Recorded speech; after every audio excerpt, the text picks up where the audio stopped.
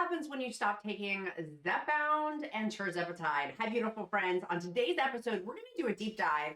I have done a previous episode on this topic of stopping GLP-1 medication, but I've got a new article that a viewer sent me, and if we don't know each other first, I'm Elizabeth, Countess of Shopping. I've lost over 98 pounds the last 22 months of taking GLP-1 medication, and because of the shortages, I was on Mounjaro and then Zepbound and then Tirzepatide and now back on Zepbound. And I'm really pumped about this article because it's a different take from BBC, and I'll link it down below in the description, as I do require myself to be factually accurate. I will link it down below in the description. It's from the BBC, and a viewer had sent it to me. It's written by David Cox, and it was from May 21st, 2024. But I thought the information on it was different and interesting from what I had first initially reported about when someone stopped taking GLP-1 medication.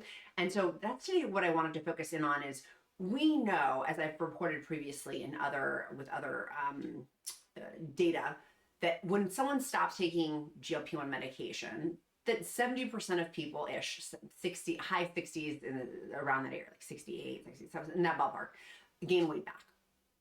So basically 2/3 of people gain weight back once they stop taking GLP-1 medication. And I believe the time frame off the top of my head was around like a year. In this article, it goes on to talk a little bit about, and this is where I want to kind of deep dive into, many people are stopping taking Zepbound, stopping taking GLP-1 medication, Tirzepatide, for a number of various reasons, cost being one of them, because these pens are around $1,000 a month, and for Zepbound or Mounjaro, before savings cards and insurance. And because insurance is changing so much and there's lots of changes that are happening with insurance company, with price points, and even with the savings card, that I really wanted to deep dive into this, talking about people who had a trial. One trial had 800 people receiving weekly semaglutide injections. Now, semaglutide, that is the active ingredient in WEGOVY and Ozempic. Tirzepatide is the active ingredient in Mounjaro and Zepbound. So slightly different, but still a GLP-1 medication. Zepbound and Mounjaro and Tirzepatide have an extra hormone in there, a GIP. So people, there was a trial with 800 people. They had been getting weekly semaglutide injections accompanied by dietary adjustments. So they're making lifestyle changes in there. They were prescribed also, so they're making lifestyle changes with their food, because they were told, like, here's what you need to eat. Here's your workout regimen, and then psychological counseling. So they're really hitting the trifecta of food, working out, and mindset to go with it. And this is what I found was fascinating, was that it helped them lose 11% of their starting weight over 4 months, just 4 months. And a third of the participants were subsequently switched to a placebo injection for a full other year. They regained 7% of the lost weight. That same trend was seen after the 2021 trial known as Step 1. And after 68 weeks of the semaglutide injection, the average patient lost more than 15% of their body weight within 12 months. They regained 2/3 of their prior weight loss on average. And this was associated with similar levels going through it. But this is where I want to hone in on. We know that. We've talked about this before about weight loss. This is the part of the article that was fascinating to me, is that within this, for chronic illnesses like rheumatoid arthritis, asthma, high blood pressure, patients usually relapse as soon as their treatments stop. But the understanding why this happens with semaglutide, Tirzepatide, and other GLP-1 medications could be crucial to understanding their long-term health consequences and how best to prescribe these medications in the future. And this is where I found fascinating. Like people who are on GLP-1 medication for things like sleep apnea. That the sleep apnea, basically, I'm inferring this, it didn't say the sleep apnea part in the article, but I'm saying that. I'm like, oh my God, that probably means the sleep apnea for a lot of people will come back.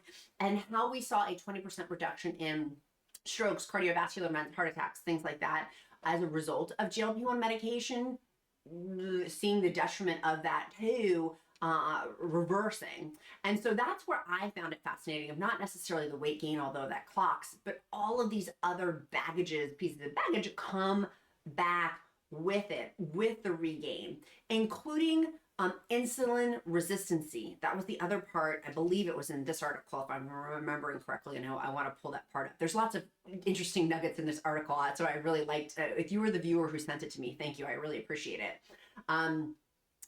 It's talking about food cravings, also full force coming back. And so the person who's getting quoted in here, Rubino, was saying that people don't always appreciate. I try to explain these are chronic medications, and I think everyone secretly feels, yeah, I'm different. And once I have my goal weight, I'll be okay. And he's saying the reality is the brain is actually quite powerful and it's different. The only explanation that they have with these is the body's ability, it may suppress the body's ability to secrete GLP-1 on its own. As a result, people's hunger may return even more ferociously. It's not ferociously, Voracious. I need to get out my SAT dictionary, honey. I don't remember that word. In Batman, it was veracity. No, that's not, it's not veracity, ferociously. When they say, and you're gonna freaking be hungry. You're going to feel that hunger return when they cease their doses. And so what's happening, and we don't know for sure, is when you stop, your body's left the GLP-1 deficient, which has a major impact on the satiety signal to the brain, which, y'all, I've said this all along. In the last 22 months, I was one of the pioneers starting this off. When I started GLP-1 medication, people thought I had 5 heads, or that I would grow 5 heads. I was massively mocked by a lot of people. Oh, and now I'm like, who's laughing? Which is one of the things when I get asked if people are like, oh, when are you gonna stop? And I'm like, I don't ever plan to stop. I have no intentions. I mean, unless there's other data that comes out that I would. Having a GLP-1 deficiency, this is all of these things that this article is talking about spoke to me so loudly, and hopefully for you too, of like, oh, the insulin resistance, oh, heart issues, oh, sleeping issues, oh, arthritis. I've talked about my creaky knees. They sound like popcorn, pop, pop, pop, pop, pop, and how much more active I've been. I still have residual from the damage I did from morbid obesity. Being this big for decades definitely did a number on my body, and I'm working to repair that because our bodies are made to heal. Can I get an amen? Amen. They are made to heal. And so going through this, it's fascinating to me. I'm like, oh my gosh, not in addition to the physical part, but the psychological component of it, of having that food chatter come back scares the dickens out of me. And so it talks in here about the potential psychological consequences of weight regain is currently one of the biggest health concerns for practitioners in the field. In one trial, those switched to placebo injections not only began to reacclimate body fat, but their waist circumference back to its original size, and the excess fat is linked to heart disease, insulin resistance, fatty liver disease, like gnarly stuff. Now, I've said this in other videos. I recently had my annual, y'all, before I started, there was a mic issue, which is why I'm holding this. And so I was having some snacks in here because I was supposed to have lunch, but it's getting late and I got really hungry. So I made a little picnic in here as I was waiting for my mic to heat up. So anyways, I had one of my LMNT sparkling electrolytes. I'm obsessed. And so it gave me a little, sorry, it was a little recoil there. My protein pretzels. I'll link these down below. Use the discount code QUEEN. And then for LMNT electrolytes, I have the discount link too, if you want 8 free sticks with any purchase. So talking about weight regain is accompanied with fat and less muscle. And we kind of know that, right? Like that there is going to be, but I hadn't really thought about the psychological components of stopping these medications and also the other side, the byproducts or side effects, or not side effects, but the other stuff in addition just to weight gain, like arthritis issues. I'm like, that clocks. I mean, all of that coming back, like that, for me, that's so scary. I'm like, ugh. But also in the article, how it says many people are like, oh, I'm not going to be one of those people. But statistically speaking, 2/3 of people are. But I also do know, to be fair, to counter that, I do know several people in my free encouragement group, which I'll link in the description, as is everything I'm talking about today will be linked in that description. Click that ... more button. And several people in my free encouragement group who have stopped and have done fabulously. But they are part of the minority and not like the exception to the rule and not the rule so far. And definitely more studies need to be done on this, which is what this BBC article is talking about too, of how we need to study this more once you stopped. Or the Count talks about this a lot too. He's like, there's no studies really about the pathway off of these medications. Like, there does need to be more research on that, particularly in lieu of price issues, getting rid of compounds, shortages. As I'm filming this in near the end of October, like the there's no pathways talking about that yet, but this is opening the conversation. So the groundbreaking 2021 clinical trial of semaglutide found that almost 14% of participants failed to even lose 5% of their body weight even after taking the drug for more than 1 year. And so while trials suggest that weight loss achieved while taking semaglutide can be maintained while still taking the drugs, we know that some people start to regain some weight even before they stop. Mirrors points to data of people who are on early GLP-1 formulation known as Saxenda. And I'm going to butcher this. I'm so sorry. You guys know I try so hard for my pronunciations and I am going to mispronounce this. It's the liraglutide. I promise I'm sorry. Forgive me. It's Saxenda. At 1 year weight loss, about 8%, and by 3 years, it's gone down to 6%. So that seems to happen when you see it with bariatric management surgery too. Is some people can regain weight after quitting semaglutide, but still retain some of the metabolic benefits on this. And that was one of my questions too, is like, okay, so what do you hold on to? And one of them is improved blood sugar control once you stop semaglutide. It's often improved blood sugar control will persist for a while, up to 3 years, according to one study. And there could be many reasons for that, said Rubino. But going back to that the Saxenda part of that, that is where I am. I have 22 months now on GLP-1 medication. People do say about stopping to kind of like reset the body. But where I'm terrified, like literally I get night sweats thinking about it, is I would gain so much weight back. And mentally, it would be very hard for me to have that food chatter come back. And so staying on it, and then how this is talking about potential weight gain on there, which is why I'm so in my free encouragement group talk about daily, the mental part of this. Keeping mentally up with my food, keeping mentally up with my workouts, keeping mentally up with, keeping this in the forefront. Because it's easy to let other things overshadow my health journey. And if you are like me, we are high productive people. We are successful with, I've been successful with my marriage and my kid and life in general and my career. But the juggernaut of weight loss and chronic obesity management has been a juggernaut for me. It's been horrible. I would not wish it on my worst enemy. It's been HE double hockey sticks times 2. Times 10,000. And so the thought of not being on this medication after having a 22-month reprieve has been scary, but also I'm at the highest dose. And the scary part is there's not new medications coming out for a while. And just the thought of going back to that old lifestyle, it scares me. It goes on in here also, the other thing that it's talking about is there's a new European consortium known as SOPHIA, stratification of obese phenotypes to optimize future obesity therapy. So it's called SOPHIA. Petrillo, not Sophia Petrillo, but I know you thought that as well. Led by scientists at the University College of Dublin, is now attempting to try to investigate in more detail. We want to try and get different predictors, whether it's blood tests or psychological tests, which can help us understand how a patient is likely to fare with each of these drugs. At the moment, I give them a drug for 3 months, and if they lose weight, it means I was lucky. We're completely shooting in the dark.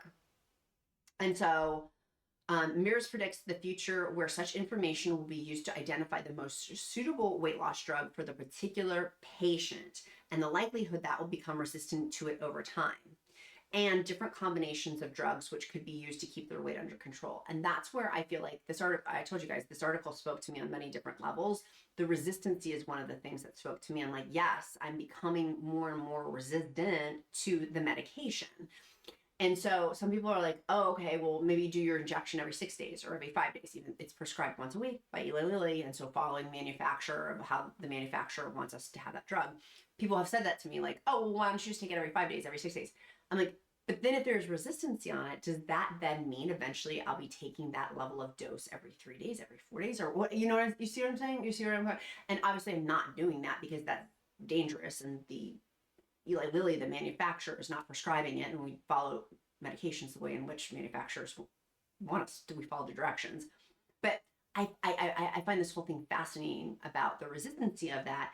But they're looking and studying now at this SOPHIA, the European consortium at the University of College Dublin, about which medications make the best sense for the best people, and then the resistancy level eventually built to that.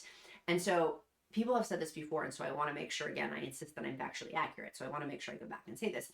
It's not that the body fights back when there's weight loss, essentially, is what has been explained to me by people who are smarter than me. And that has been my experience of having lost 98 pounds. I'm fighting harder now than I ever have on my weight loss journey, and I'm still not done yet. Like, being realistic with my BMI, I still have another 30, maybe 40 pounds. I'm size 14 pants. I'd like to get to size 12. Once I get to that point, I feel like I can just kind of like exhale a little bit better with my weight loss. But talking about concerns that have been raised of sheer cost of these medications, which here in the US, the Senate is opening up conversations with Novo Nordisk, not Eli Lilly, but Novo Nordisk, about the price of those medications, which that has not been lost on me. That is just Novo Nordisk in front of the Senate committee, not Eli Lilly, US-based Eli Lilly, and that it's European Danish company Novo Nordisk. They're talking about the resistance over different combinations and using the drugs with different combinations. Is that something to help? I have asked my healthcare provider, as I have been experiencing this resistancy with weight loss, it's substantially harder than it ever was. Is there something I could combine with this medication? And my healthcare provider said no, that like I can't combine anything with that right now. I'm hoping more information will come out on that there would be something to combine it with. But 25,000, according to data released by Novo Nordisk earlier this year, in 2024, 25,000 Americans were signing up for Wegovy each week. With large sample sizes, scientists may be able to learn about different types of obesity through the prism of how people respond to the medications. Because we know that, right? Like, I learned this when I was on the Oprah show, the Shame Blame Weight Loss Revolution. This was one of the conversations on there. Here's the picture of me. You did yapping. I was on the after show. My segment got cut, but I was on like the pictures of my before and after pictures on that main show, and then I was on the after show, which is now on Hulu, the replay, and I'm in the last like 5 minutes of the after show of Shame Blame Weight Loss Revolution, of me talking to Oprah. And on that show, the doctors really went into, and I didn't know this, but they really went into about how there's different spectrums, like how autism has different spectrums, how obesity has different spectrums of it. And I'm like, oh, that makes a tremendous amount of sense. Like, that clocks of why my obesity may be different than your obesity, and why some people are able to stay on these low doses of Zepbound, for example, and why I'm at the highest possible dose. And I'm like, oh my gosh, I'm like fighting so hard, and I feel like I feel like I'm just caught in a loop. Whereas other people are like, oh my gosh, I've lost all my weight and I've hit goal weight at Zepbound 5 milligrams or Zepbound 7.5 milligrams. And so it's interesting to me about them talking about the different types of obesity, is how they're saying it. On the Oprah show, the doctors from the Cleveland Medical Clinic talked about like the spectrum, same thing, right? And we're basically talking about like apples to apples there, of that there's different variations of that. And I find it, I'm hoping with the tremendous success of GLP-1 medication that more studies will be done on chronic obesity management, and obviously thus the treatment of that obesity is a disease. And by the way, I, being morbidly obese before taking these medications, like morbidly, and when people would say, oh, obesity is a disease, I kind of would be like, and I was morbidly obese. And if I'm enrolling my eyes kind of at that it's a disease, what is the general population? Healthcare providers, HR, people who are making health insurance decisions, insurance companies with their own bias. I literally have the disease and I'm rolling my eyes, let alone somebody who doesn't have the disease with chronic obesity management, who's making major decisions for the chronic obesity management population. So I find I always say, what a great time to be alive, that we have the option to have these things studied and looked into, and we do have the power also with what is within our control, things I can change, things I can't, and the wisdom to know the difference. And to me, this is super, super important to start thinking of these things. It's really important to start thinking of these things. So this article is fascinating. It goes on to talk a little bit more about, PCOS, which I've done a whole other video on, so I'm not going to deep dive into that because I already talked about that information previously. But I thought about all the different options that it's talking about, and it was exciting. Now, I do want to make sure a couple of things One, if you haven't seen my Amazon shopping list, my updated one, go check that out if you're on Zepbound weight loss, particularly if you're doing holiday shopping right now. I don't know about y'all, I'm one of those crazy people. I am doing all of my holiday shopping now just because I want to enjoy the holidays. So I will link that down below, but it's for Zepbound weight loss, but you can obviously use it for your holiday shopping too. Two, if you're looking for collagen for your coffee, now that it's getting cold outside, I highly recommend Bioptimizer's Mushroom Breakthrough. It's got collagen in it. No, it does not taste like mushrooms. They've got different flavors of chocolate, caramel, or chai. I love that. Literally 2 scoops is only 50 calories. It has a protein, 3 grams of protein in there, 1.5 gram of bovine collagen, marine collagen, 1 gram. Like, I really like it. It's a nice accoutrement to add into a cup of coffee, which I'm gonna go have after I have my lunch. And then also the other thing was my neck cream. You guys know I'm switching it up, honey. I'm really enjoying Go Pure's neck cream. That is not showing. There we go. I will link that on my Amazon shopping list below. And their new firming cream has been a pleasant surprise as well. So they just sent this to me, and I've only been testing this cream for a week, but I really like it. So that will be on my Amazon shopping list down below. Okay, my loves. Our emoji of the day is going to be a heart, and that signals to me, it's like our bat signal to each other that you made it this far in the video. It's a heart, and I also pray over you. If you don't believe in prayer, I'll uplift you in positive thought, as all are welcome at the Countess of Shopping table. In addition, I want to know your accountability question. What are you doing today to move you closer to your goals? This feels very weird with this microphone here, but we got to do what we got to do. I got to go. The Duke and I are going to go tag our Christmas tree in the count. So I got to end the show. And I was like, I can't wait for my microphone to get fixed. So hopefully it wasn't too annoying. I love you guys so super much. I am going to be having with my coffee my Gem Daily Vitamin. Use the discount code QUEEN. Oh, there's something in there. I forgot there was something in there. I'm going to have that with my coffee too. Okay. I love you guys. I look forward to seeing you tomorrow. I'll link everything I talked about down in the description link. Click that ... more button. By the way, if you applied for the group recently, the free encouragement group, there's been an influx of spammers, and I protect that group from spammers. So if your account is less than 5 years old and you've been like pending for a couple of days, email me. My email is in the description link below. And if you don't answer the questions, you won't be admitted in the group either. Okay, I love you guys. I look forward to seeing you guys tomorrow.